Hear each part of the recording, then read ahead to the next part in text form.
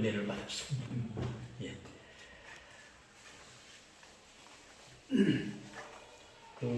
제가 최근에 실망 중에 있지만 그래도 박사과정에 입학을 했어요. 그래서 논문을 무엇을 쓸까 기도하는 중에 과연 우리가 믿는다 하면서도 영원한 생명을 얻었다고 하면서도 과연 우리가 신실하게 믿고 있는지 이거에 대해서 의문을 가지면서 누가복음을 보다가 죽은 뒤에 과연 사후세계에 우리는 당연히 믿는다고 하면서도 과연 어떻게 믿고 있는지 그에 대해서 기도하면서 박사학위 논문을 한번 써보려고 준비를 하고 있습니다. 마침 아까 기도 말씀과 같이 중동 지역에는 또다시 전쟁이 일어나고 있습니다. 오늘 아침 뉴스는 지상전을 투입하기 전에 레바논의 무장 세력 헤즈볼라에게 개입하지 말라고 경고했다 하더라고요. 아마 크게 일어날 조짐이 보이고 있습니다. 에스겔서 38장 39절에는 곡과 마곡의 연합군에 대한 얘기가 나옵니다. 38장 34절을 한번 보겠습니다. 너를 돌이켜 갈고리로 네 아가리를 꿰고 너와 말과 기마병 곧 내 온 군대를 끌어내어 완전한 갑옷을 입고 큰 방패와 작은 방패를 가지며 칼을 잡은 큰 무리와 그들과 함께 한 방패와 투구를 갖춘 그러니까 고객의 마곡의 땅에 있는 로스와 메섹과 두발의 왕 고객의 에스겔을 통해서 예언하는 말씀입니다. 그들과 함께 한 방패와 투구를 갖춘 바사와 구스의 붓과 고멜과 또 도갈마 족속과 그 모든 때 곧 많은 백성의 무리를 너와 함께 끌어내어 전쟁터에 나가게 하겠다는 예언의 말씀입니다.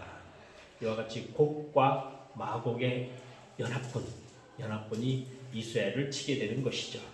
여러 날 후에 곧 말년에 네가 명령을 받고 그 땅 곧 오래 황폐하였던 이스라엘 살에 이르니 그 땅 백성은 칼을 벗어나서 이제 바벨론으로부터 막 벗어나서 평화롭게 여러 나라에서 모여 들어오며 이방에서 나와 다 평안히 거주하는 중에 네가 올라오되 너와 내 모든 때와 너와 함께한 많은 백성들이 광풍같이 이루고 구름같이 땅을 덮으리라.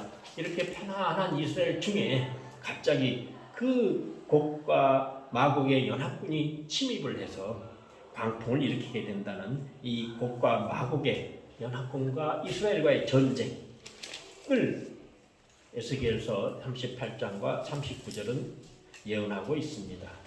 과연 지금 이루어지고 있는 이스라엘과 팔레스타인 간의 전쟁이 이러한 곡과 마곡의 연합군과의 싸움일까요? 혹자는 이 곡과 마곡의 싸움, 에스겔서 38장에 나오는 그 싸움은 예수님이 공중에서 재림하셨다가 올리브 산에 내려오실 때 그때 무슨 전쟁이라 하죠? 아마겟돈 전쟁. 그 아마겟돈 전쟁, 요한계시록 19장에서 얘기하는 아마겟돈 전쟁이라고 할 수 있느냐 하는 얘기도 합니다. 곡과 마곡의 전쟁, 에스겔서 38장에 있는 것은 요한계시록 19장에 있는 아마겟돈 전쟁을 말하는 것이라고 설명하기도 합니다.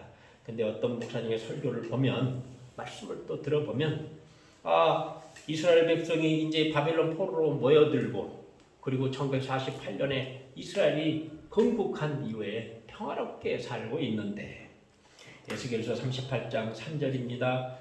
모여들며 이방에서부터 나와서 다 평안히 거주하는 중에 라고 하고 있어서 이거는 어찌 보면 그 천년 통치, 천년간의 그러니까 예수님께서 공중에 재림하셨다가 7년간의 환란이 있고 그 다음에 천년 통치에 앞서서 아마겟돈 전쟁 마지막에 있을 때 그때 이전에 평화롭게 살 때니까 7년간의 환란 중에 그 전반부 3년 6개월 평화롭게 지낼 그때에 일어나는 전쟁이 곡과 마곡과의 그 연합군과의 전쟁 아니겠느냐.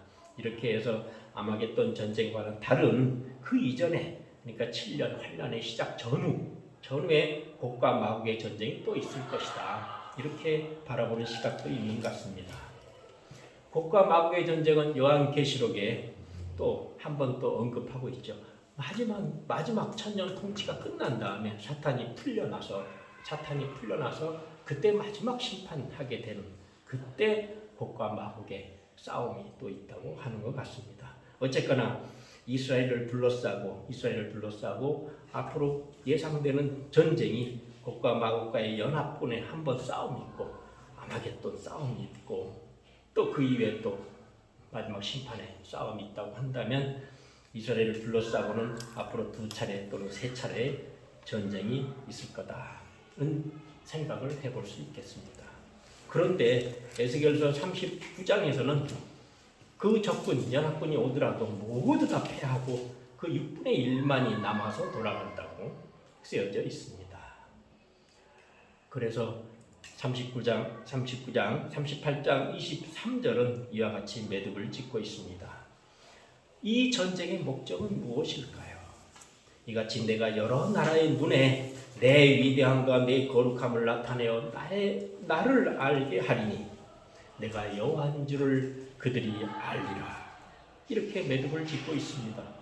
곧 이 전쟁의 목적은 그것이 곡과 마곡의 연합군이든 또는 아마겟돈 전쟁이든 이 모든 것들이 하나님의 영광을 드러내시고 이 일을 통해서 이스라엘이 낮아지게 하심에 있다는 우리가 추측을 해볼 수 있는 것 같습니다. 하나님이 전쟁을 주관하시며 그리고 주권자이시고 역사를 만들어 가시는 주인공이시라는 것을 알게 될 때 이스라엘은 스스로 몸을 낮추게 될 거라고 생각이 됩니다. 에스겔서 39장 29절은 말합니다. 마지막 때 내가 다시는 내 얼굴을 그들에게 가리지 아니하리니 이는 내가 내 영을 이스라엘 족속에게 쏟아 쓰느니라. 이스라엘을 끝까지 사랑하셔서 이스라엘 족속에게 그 축복을, 성령을 쏟아 부으신다는 예언입니다. 마지막 때 예수님을 받아들이도록 영을 쏟아 주신다는 것을 말하는 것 같습니다. 예수님을 영접하게 하신다는 것 같습니다. 유대인들은 아직도 예수님을 믿지 않고 있습니다.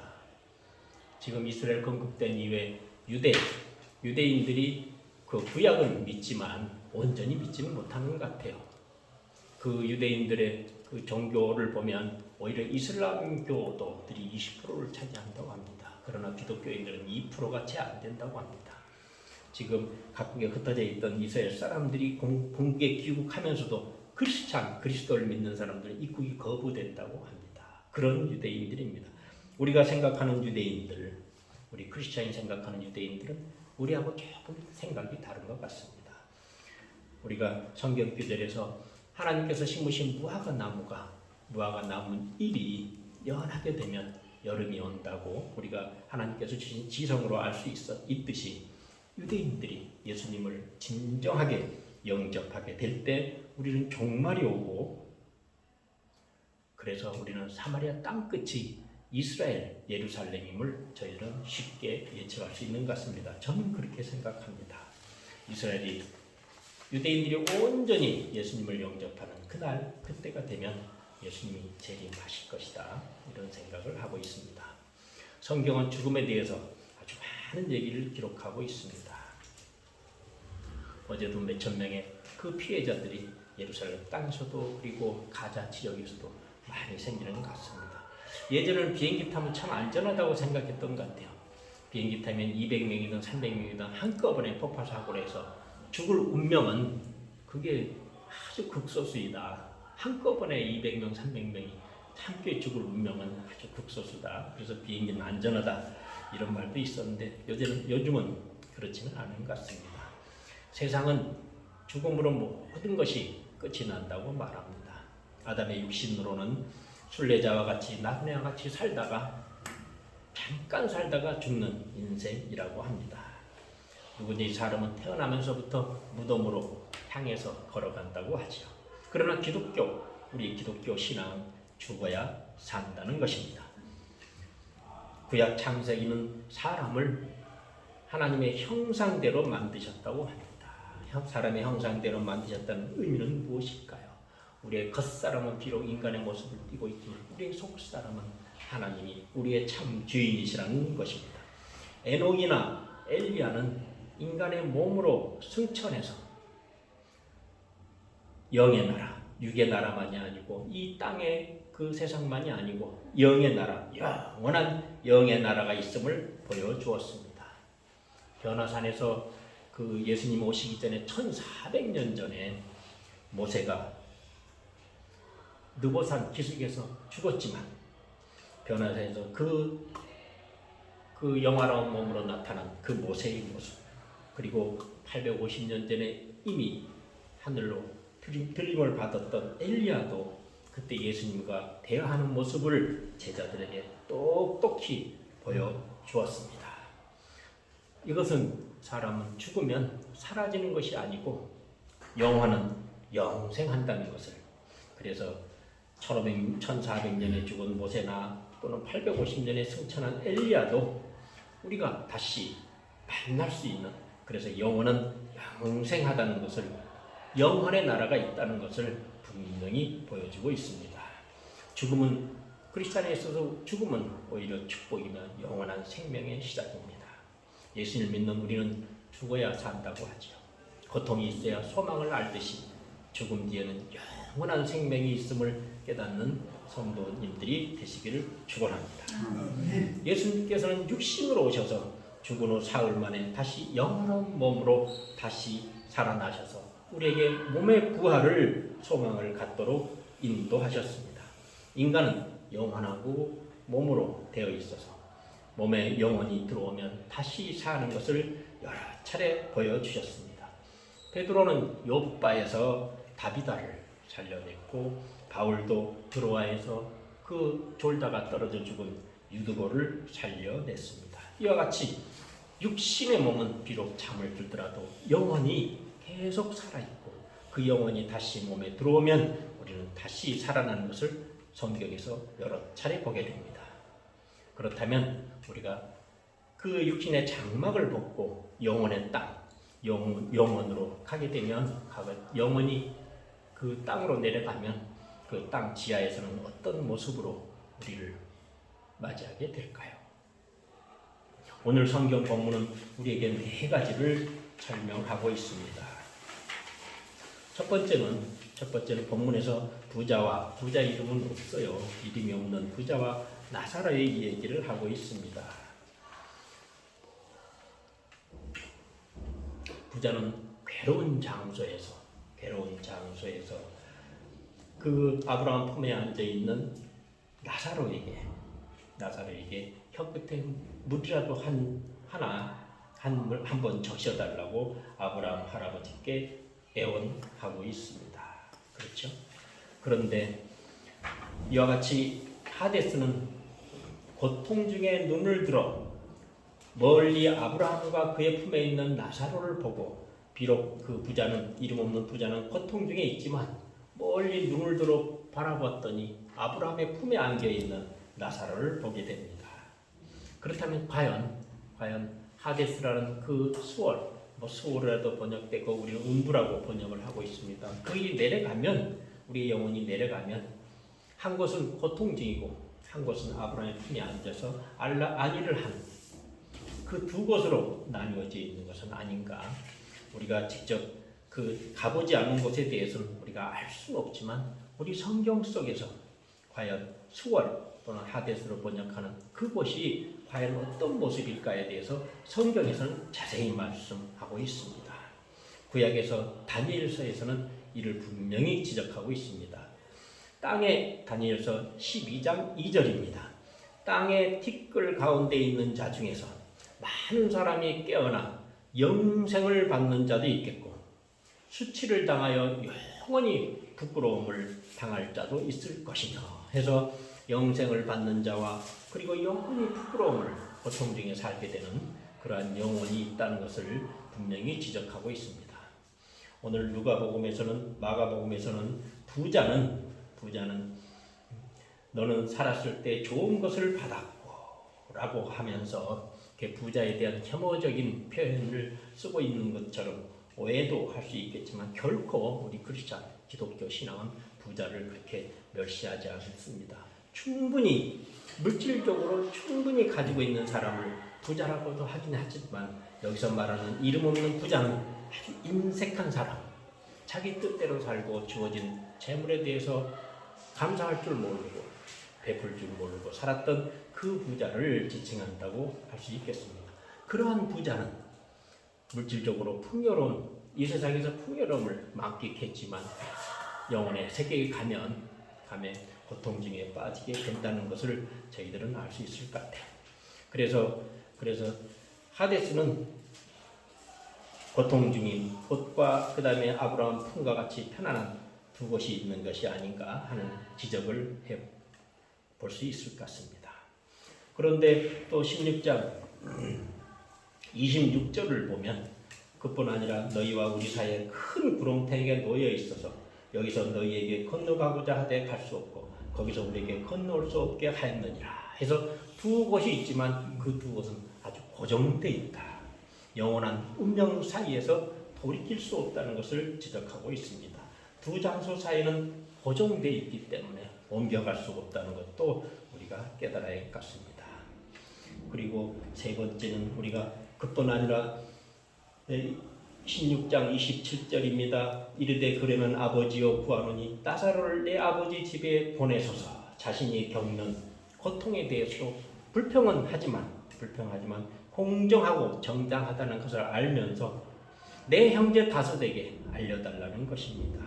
이처럼 나사로가 부자 입장에서 나사로가 내 집 앞에 있으면서 거지에게 얼굴을 핥으면서 걔가 내 얼굴을 핥는 그 거지를 기억을 생생하게 하면서 그리고 내가 비록 여기 어려움 중에 있지만 내 형제들 5 형제들에게 그들에게 증언을 해서 다시는 이곳에 오지 않도록 해달라고 이렇게 사정하는 것을 보면 이 세상과 영원히 사는 그 하데스 그 사이에는 영속성이 있다고 하는 것을 추측해 볼 수 있겠습니다. 모든 것이 다 기억을 모두 생생하게 하고 있다는 것이죠. 죽음은 안식의 잠으로 표현하고 있습니다. 모세가 변화산 향에서 나타났을 때 그는 부활하기 전까지 잠자는 것이 아니라 완전한 의식 속에서 인식하고 있던 것이 분명하다는 것입니다. 불러 이르되 16장 24절입니다. 불러 이르되 아버지 아브라함이여 나를 긍휼히 여기사 나사로를 보내어 그 손가락 끝에 물을 찍어 내 혀를 서늘하게 하소서. 이렇게 괴로워하면서 모든 것을 생생하게 기억하고 있다는 것입니다.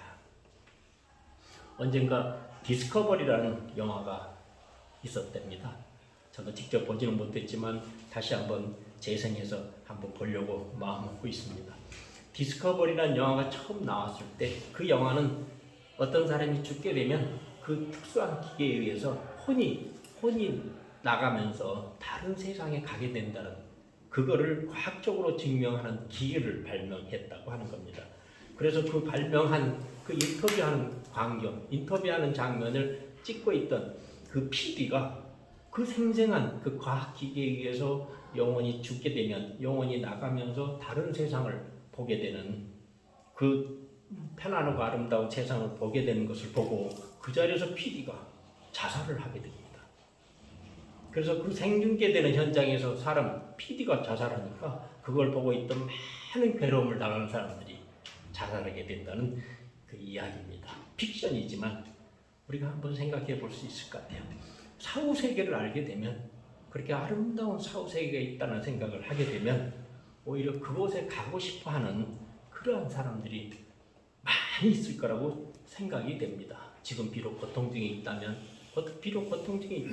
사후세계가 있고 비록 이 현실에서 많은 고통을 당했다면 거지 나사로처럼 이제 저 세상 가면 아브라함 품에서 편하게 쉴 수 있지 않겠느냐 하는 속단 쉽게 이해를 하고 자살하는 사람들이 있을 것 같아요. 그런 영화를 풍자한 것이지만 그런 것을 풍자한 영화이지만 사실 우리가 사후세계가 있다는 것, 그리고 우리는 크리스찬이면서 예수님을 영접했기 때문에 우리는 예수님의 안내를 받아서 낙원에 가게 될 것이라는 것을 우리는 알고 있기 때문에 죽음도 기쁜 마음으로 맞이할 수 있다는 것이죠. 사도 바울도 빌립보서 1장 21절에서 23절에서 그렇게 얘기를 하고 있습니다. 육체를 떠나서 그리스도와 함께 있는 것이 더 좋다라고 표현하고 있습니다. 고린도후서 5장 8절도 말합니다. 떠나서 그리스도와 함께 있는 것이 훨씬 더 좋은 일이라 그렇게 하고 싶으나 하면서 지금의 주어진 사역에 열심히 하겠다고 얘기를 하고 있습니다. 이와 같이 만약 사후 세계가 있다는 것을 확신한다면 지금 현재 고통을 받고 있는 사람, 고통스러운 사람들은 그러한 세계에 가고 싶다는 욕망을 가지게 될지도 모릅니다.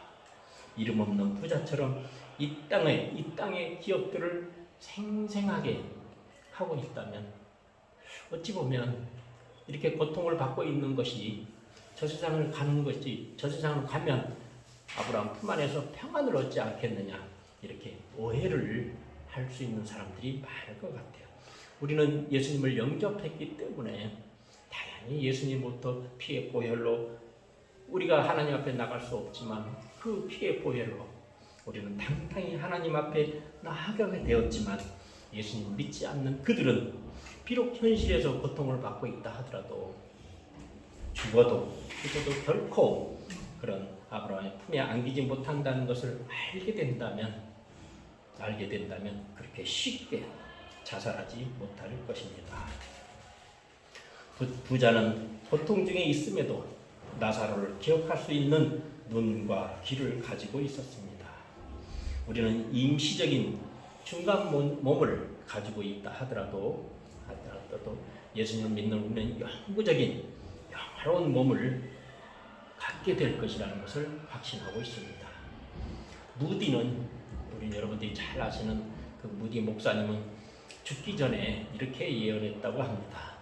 여러분은 내가 죽었다는 말을 TV를 통해서 듣겠지만 나는 그 순간에 나는 이전에 어느 때보다도 더 확실하게 살아있을 것입니다 라고 했다는 겁니다. 이 땅에서의 모든 기업들이 영원한 세계에 가면 이 땅의 모든 기업들 부자가 나사로를 기억하듯이 아주 생생하게 기억한다는 것입니다. 그래서 이 땅에서의 모습과 영혼의 세계에서의 모습은 영속성상에 있다. 연속하는 것이다. 이 세상의 모든 것들이 단절이 돼서 새로 시작하는 것이 아니고 이 세상에 있는 모든 기억들이 다시 하늘나라에서도 기억하게 생생하게 이어진다. 이런 것을 우리 본문에서 알 수 있을 것 같습니다. 끝으로 이 본문에서는 또 많은 사람들이 부활하신 예수님을 결코 믿지 않는다는 것을 지적하고 있습니다. 루터의 메모, 루터가 죽을 때 주머니에 있던 메모를 봤더니 그 메모에는 이렇게 돼 있답니다. 나는 참 공고한 자였다. 믿는다고 하지만 제대로 믿지 못했다는 것입니다. 루터마저도 그런 말을 하고 있습니다. 우리는 믿는다고 하면서도 성경 말씀을 믿는다고 하면서 돌이켜서 성경대로 살지 못하는 우리들입니다. 누가복음 13장 16장 31절입니다. 이르되 모세와 선지자들에게 듣지 아니하면 비록 죽은 자 가운데서 살아난 자가 있을지라도 권함을 받지 아니하리라 하였다 하시니라. 이와 같이 이름 없는 부자가 이 땅에 살아있는 형제 오형제에게 나처럼 이 고통에 빠지지 않게 하기 위해서 예레미야나 모세를 통해서 알려달라고 했다가 그러면 죽은 자 가운데서 살아나는 사람이 있으면 그 사람 말은 믿지 않겠냐고 하지만 하나님께서는 분명히 말씀하십니다. 죽은 자 가운데서 살아나는 자가 있더라도 워낙 공고한 자는 그것을 알지 못하게 된다는 것입니다. 그리스도께서 부활하신 증거가 압도적으로 많음에도 불구하고 많은 사람들은 여전히 믿지 않습니다. 유대인들은 특히 그렇습니다. 예수님은 하나님이시지만 기존의 다른 종교와 같이 영적인 것만이 아니고 육신의 그 해탈이라고 해서 육신의 몸을 떠나면 영원히 자유를 얻는 그러한 불교와 달리 우리는 영적인 것만이 아니고 육적으로도 믿게 하시기 위해서 우리 하나님께서는 예수님께서는 성육신 육신으로 오셨습니다.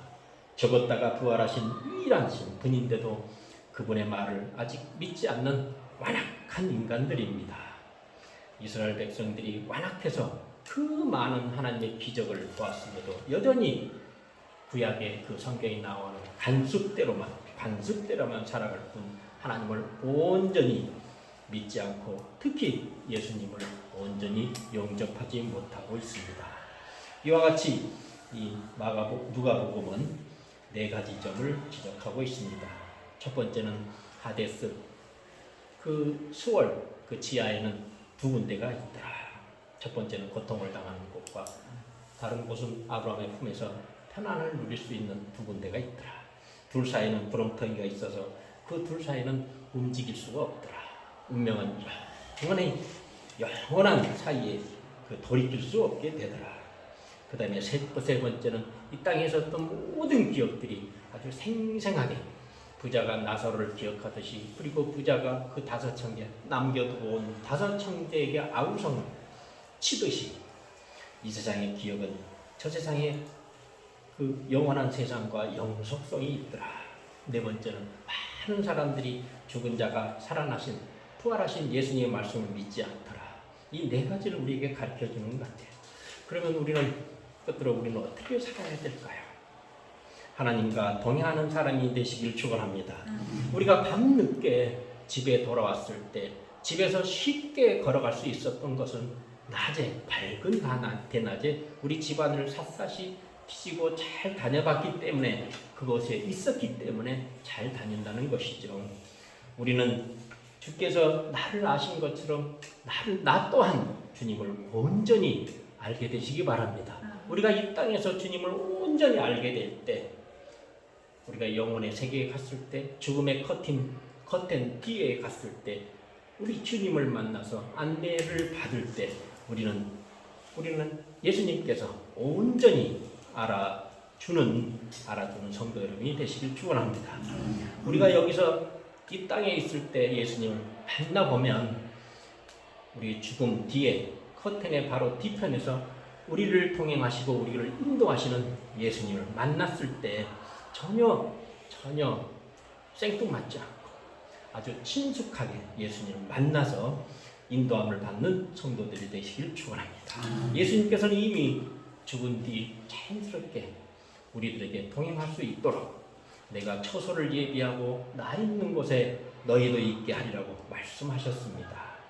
그와 같이 우리가 이 땅에서 예수님과 동행하면서 우리가 죽음 뒤에 커튼 뒤에 우리 혼자 걸어갈 때 예수님을 진정하게 만나서 안내받는 성도 여러분들이 되시기를 축원합니다. 2번째는 천국 소망이 있기에 죽음이 두렵지 않다는 것입니다. 우리는 죽음의 두려움을 이길 수 있습니다. 예수님은 우리에게 영화로운 형체로 부활할 것이라는 소망을 가지게 하셨습니다.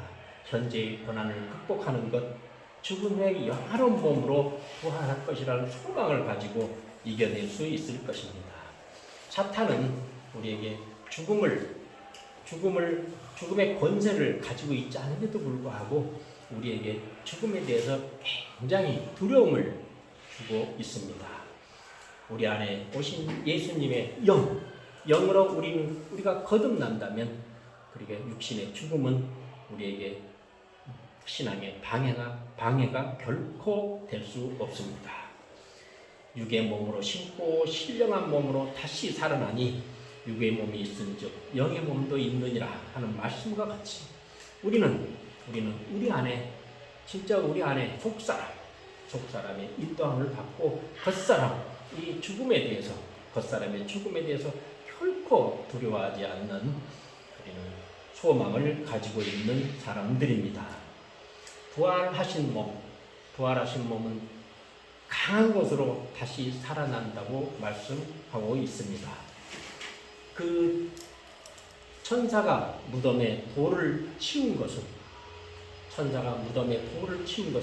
부활하신 예수님을 나오시게 하기 위한 것이 아니고 오히려 제자들을 그 굴 속으로 인도하기 위함이었다는 것입니다. 예수님의 부활하신 몸은 그 돌멩이의 기장을 받지 않는 아주 자유로운 몸이시고 아주 강한 몸으로 부활하셨습니다. 우리도 부활하게 되면 우리같이 연약한 이 몸이 아닌 영화로우면서도 평생 썩지 않는 영화로운 몸이면서도 아주 강한 힘으로 부활할 것을 저는 믿고 있습니다. 부활한 몸은 과연 양식을 먹어야 되는 걸까요? 갈릴리 해변가에서 그 아침 조반을 잡수시는 그 예수님을 볼 때 부활한 몸도 그러면 인간의 그 음식을 계속 먹어야 할까 하는 의문도 있습니다. 그렇지만 아마 예수님께서는 음식이 필요해서가 아니고 아마 교제하기 위해서 그 자리를 만드셨지 않았을까 하는 생각해 봅니다. 끝으로 이 땅에서 모든 것들은 다 영혼의 세계에 그대로 영속적으로 이어간다는 생각을 해봅니다. 히브리서 5장 13절입니다. 죽은 뒤에 심판이 있고 우리는 누구 하나 그 심판에서 벗어날 수가 없습니다. 지으신 것이 하나도 그 앞에 나타나지 않음이 없고 우리의 결산을 받으실 이의 눈앞에서 만물이 벗어날 벌거벗은 것처럼 드러나리라고 말씀하고 계십니다. 우리가 이 땅에 사는 동안 모든 것들은 다 영혼의 세계에 갔을 때 그대로 생생하게 기억을 하면서 그 모든 것들에 대해서 우리는 심판은 받지 않지만 이제 정죄함은 받게 된다는 것이죠. 예수님을 영접하지 않은 자는 심판을 받아서 지옥으로 영원한 고통의 땅 지옥으로 가지만 우리와 같이 예수님을 영접한 사람은 이제 다시는 심판을 받지 아니하고 다만 면류관의 등급은 구분하기 위해서 재판을 받는다는 것이죠.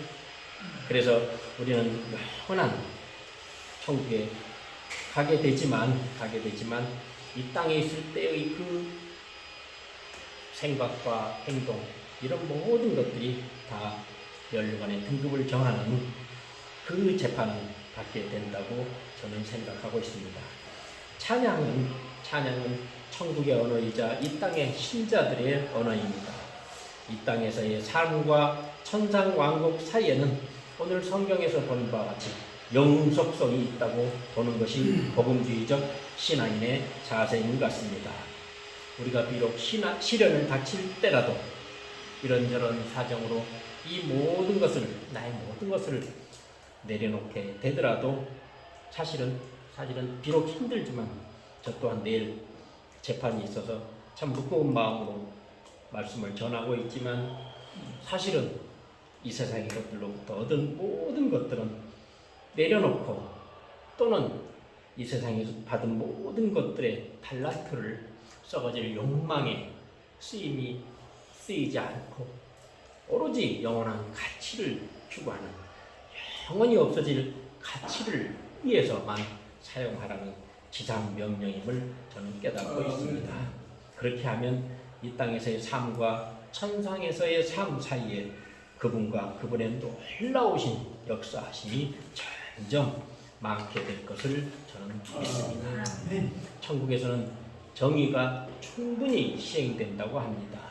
모든 이 땅의 기업들을 가지고 저 세상에 가게 된다면 하나님 아버지 앞에 가게 된다면 내 아버지, 내 어머니, 내 형제들이 예수님을 영접하지 못하고 지옥에 또는 고통받는 곳에 있게 된다는 것을 생각하면 과연 내가 아브라함 품에 안겨서도 마음이 편안할 수 있을까요? 이런 것들이 마지막 질문인 것 같아요. 저는 그 생각을 해봅니다. 하나님은 십자가에서 우리 예수님을 십자가에 매달면서 공의를 실현하셨고 그리고 예수님을 내려놓으심으로써 우리에게 사랑을 베푸셨습니다. 공의가 바로 설 때 긍휼도 바로 서게 된다는 것을 깨닫게 된다면 하나님의 절대적인 정의 앞에서 그러한 해픈 사랑은 없을 거라고 생각이 됩니다. 이 땅에 살면서 좋은 일을 한다고 하면서 구원을 받으려고 하는 것은 아니지만 비록 이 땅에 살면서 하나님 뜻대로 예수님의 영의 말씀대로 뜻대로 살아간다면 어떻게 살아가는 것이 좋을지 저도 잘은 모르지만 사실 가톨릭에서는 연옥이라는 게 있더라고요. 연옥. 우리가 죽게 되면 그 하데스라는 두 곳 중에 가기 전에 연옥이라는 것이 있어서 그 연옥에 잠시 머물면서 후손들이나 이 세상에 있는 분들이 많이 기도를 하면 이제 천국으로 가게 된다는 그 중간 임시적인 자리로 연옥이라는 것을 얘기하는 것 같더라고요. 근데 남은 귀족들이 성도들이 기도와 간구를 통해서 그 천국은 얻을 수 있는 것은 아닌 것 같아요.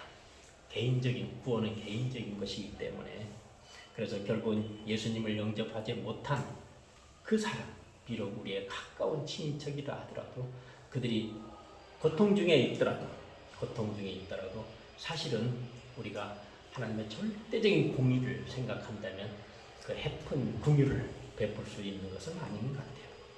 결코 인간적인 정만을 따져본다면 우리는 낙원에 있는데 믿지 않는 이유 때문에 믿지 않았기 때문에 고통 중에 있게 되는 그 내 형제들을 생각하면 내가 마음이 불편할 것 같다고 생각하지만 하나님의 절대적인 공의 앞에서 그 해픈 긍휼은 없는 것 같다. 이 땅에 살면서 그래서 가능하면 하나님을 영접할 수 있도록 우리가 나머지 주어진 사명은 그들에게 예수님의 그 사랑을 전하는 것이 아닌가 하는 생각을 해봤습니다. 특히 최근에 이스라엘 팔레스타인 전쟁을 보면서 세상의 종말이 가까웠구나. 아까 무화과나무 잎이 연하게 될 때 여름이 온 것을 알 수 있듯이 그 유대인, 예수님을 영접하지 않는 그 유대인들이 그 복과 마귀의 전쟁을 통해서 비록 이기더라도 그것이 곧 하나님이 하신 전쟁이고 역사의 주인공은 하나님이시라는 것을 제대로 온전히 깨달은다면 하나님께서 우리에게 공의와 긍휼을 베푸신 그 예수님의 죽음을 영접하게 될 것이다. 그 유대인들이 영접하게 되는 그날 예수님께서는 재림하게 되실 것이다. 그런 생각을 해볼 때 역시 우리가 사마리아 땅 끝까지 가서 전하라고 하는 그 생명의 말씀을 우리는 이제 마지막 예루살렘, 이스라엘 땅에 전할 때가 아닌가 했고요. 그리고 갑자기 아까 말씀해서 인도의 우리 천역 선교사님 갑자기 긍휼의 마음을 갖게 된 것도 거기 인도의 그 카스트 제도로 그리고 우리 기독교 신앙이 들어갈 틈이 없는 그곳에도 이렇게 외롭게 싸우고 있는 분이 있구나. 그런데 다행스러운 거는 거기가 되고 그 다음에 이제 예루살렘이 될 것 같아서 아직 조금 시간이 있구나. 이 조금 시간을 보는 동안 이 땅에 살면서 예수님과 좀 더 교제를 하며 살아야 되겠구나. 오늘 우리 그 외국 목사님이 설교하시는 걸 들었는데 그 외국 목사님이 그러시더라고요. 40년 동안 침을 뱉고 살았는데 이제 마지막 인생만이라도 예수님께 등을 돌리지 않고 사탄의 유혹에 빠지지 않고 예수님만 따라가면 자기는 구원의 확신을 얻게 됐다고요. 저 또한 그동안 예수님을 잘 모르고 살아왔지만 이 땅에 살면서 마지막 그날까지 예수님과 교제하면서 죽어서 헛된 뒤로 사라질 때 영원한 동반자이신 예수님과 아주 친숙하게 만나서 안내함을 받을 수 있도록 저도 열심히 살 거고요. 예수님과 동행하면서 다시 한번 우리 그 천국에서 그리고 아브라함 품에서 우리 성도 여러분들과 함께 만날 수 있게 되기를 간절히 축원합니다. 기도하시겠습니다. 하나님 아버지 감사합니다. 오늘 사후세계 누가복음을 통해서 우리에게 말씀하신 그 생명의 말씀을 우리가 마음속 깊이 간직하고 가슴판에 새기면서 묵상할 때 하나님께서 우리들과 우리 주변을 통해서 역사하심이 많을 것을 듣고 알게 되었습니다. 주님, 우리가 사는 그날까지 함께 인도하시고 함께 하셔서 우리 동역하는 모든 성도들이 하나님만을 바라보며 살아갈 수 있도록 인도하여 주옵소서. 비록 우리가 소수 모여서 하나님께 경배드리고 기도의 말씀을 올려드립니다. 비록 인원은 적지만 하나님께서 함께 하시면 무슨 일이든지 우리가 할 수 있음을 깨닫게 하셔서 감사드리며 이 모든 말씀 예수님의 이름으로 기도드립니다. 아멘.